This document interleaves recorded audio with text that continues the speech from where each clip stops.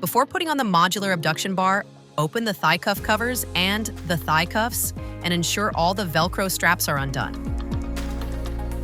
Make sure you have a barrier between your child's skin and the brace, and between both the check strap and the thigh cuffs.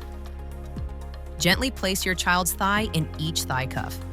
Ensure the thigh cuffs are snug around your child's thigh and secure the Velcro on the straps. Verify that the abduction bar and D-rings are correctly placed in the front and middle. The PediHip logo should be facing the child and the screw should be facing towards you. Slide the check strap behind your child's waist with the Velcro facing away from your child's body. Thread the straps through the loops on each side of the thigh cuffs and secure behind your child's back.